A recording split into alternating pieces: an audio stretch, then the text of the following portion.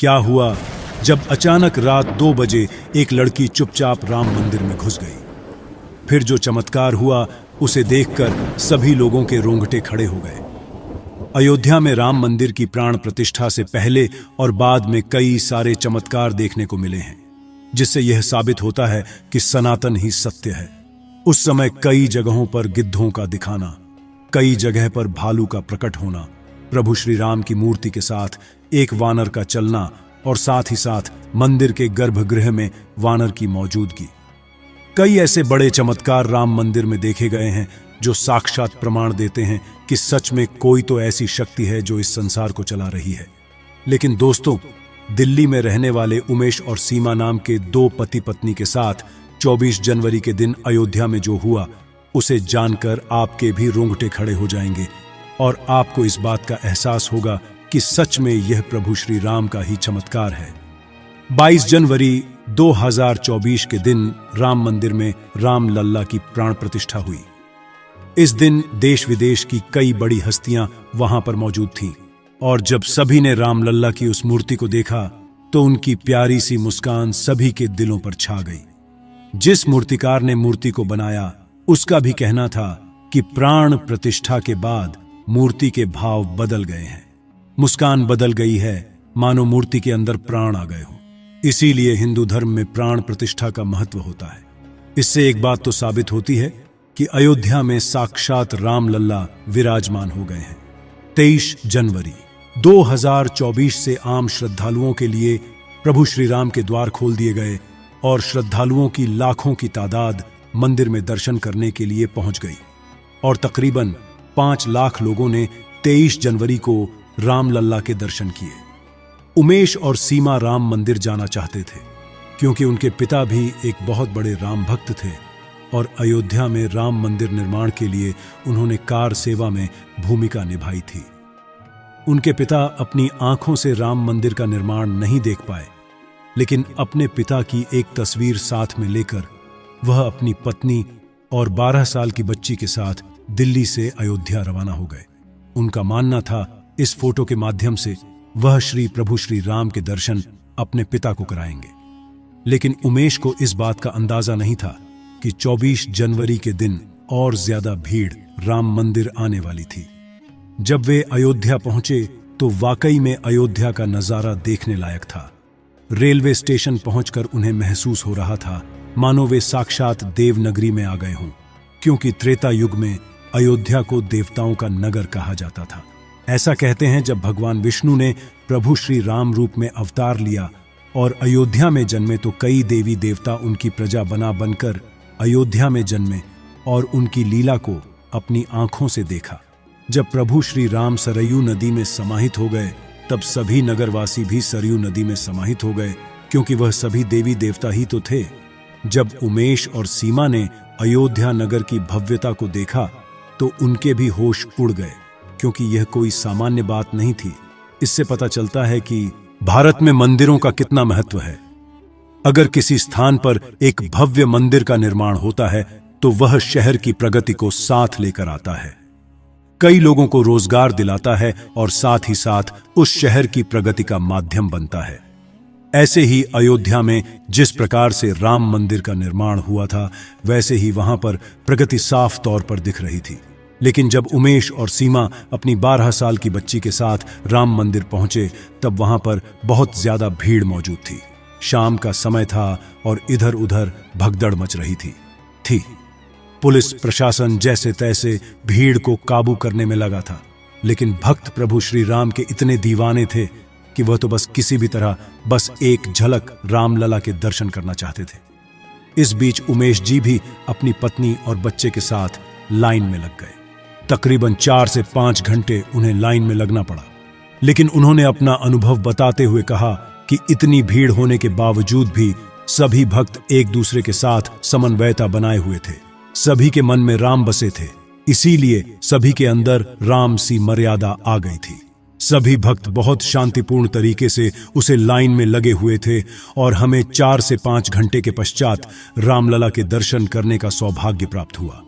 उस समय रात्रि की शुरुआत हो चुकी थी। मैंने अपनी पत्नी और बच्ची के साथ रामलल्ला के दर्शन किए और अपने पिता की फोटो को उन्हें दिखाया।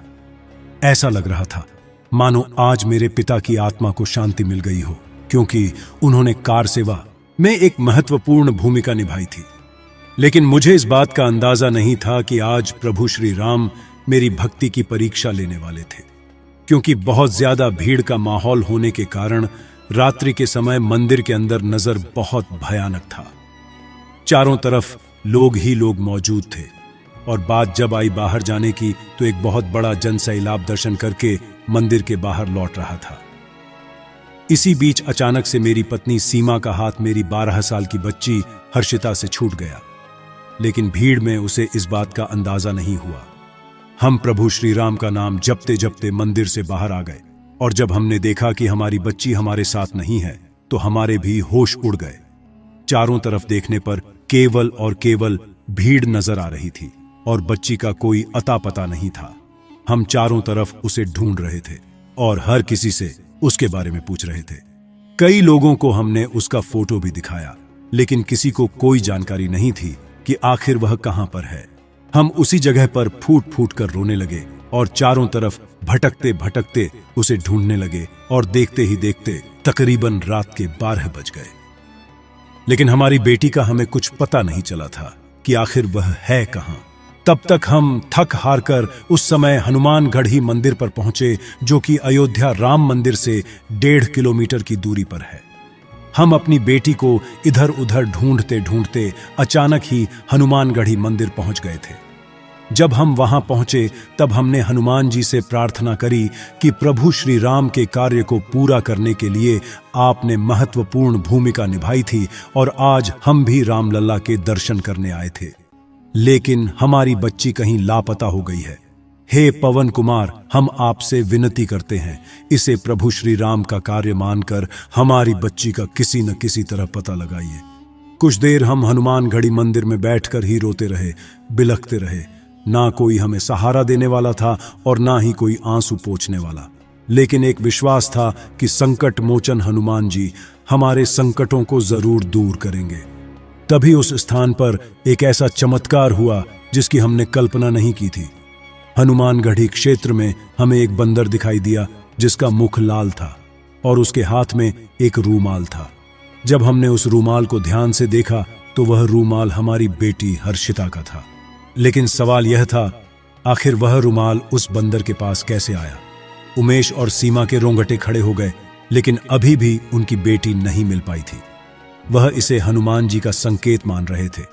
जिसके बाद उन्होंने उस बंदर का पीछा करना शुरू कर दिया और वह बंदर के पीछे पीछे चल दिए। देखते देखते उसे बंदर का पीछा करते करते उन्होंने 1.5 किलोमीटर का सफर पूरा किया और वे फिर से अयोध्या राम मंदिर के दरवाजे पर पहुंच गए। रात्रि के समय दरवाजा बंद हो चुका था, अंदर जाने का कोई मार्ग नहीं था, लेकिन वह बंदर हर्षिता के रुमाल को राम मंदिर के दरवाजे पर छोड़कर चला गया। ऐसा लग रहा था मानो उनकी बच्ची मंदिर के अंदर मौजूद हो। अब उमेश और सीमा के सामने अब इंतजार करने के अलावा दूसरा और कोई रास्ता नहीं था। सुबह तक उन्होंने इंतजार किया। उन्हें प्रभु श्री राम जी से उम्मीदें थीं। संकट मोचन हनुमान जी महाराज पर भरोसा था और जब प्रातःकाल प्रभु श्री राम लल्ला के दरवाजे खोले गए तब तक वहां पर बहुत ज्यादा भीड़ मौजूद थी। ऐसा लग रहा था इतनी भीड़ में आखिर वह अपनी बच्ची को कैसे ढूंढ लेंगे। तब जैसे ही राम मंदिर का दरवाजा खुला तो उमेश और सीमा के रोंगटे खड़े हो गए, क्योंकि अंदर मंदिर के पुजारी अपने हाथ में उस बच्ची को लिए खड़े हुए थे। उनका कहना था कि यह बच्ची शायद रात्रि से ही इस मंदिर में है। सुबह प्रातः दरवाजे खुलते ही हमें यह राम लल्ला के गर्भगृह में थी। अच्छी, ऐसा लग रहा था साक्षात राम लल्ला इसके साथ खेल रहे हो, और साथ ही में एक बंदर भी वहां पर मौजूद था जो हमें इससे मिलकर कहीं अंतर्ध्यान हो गया। सीमा और उमेश को अपनी बच्ची पुनः मिल चुकी थी।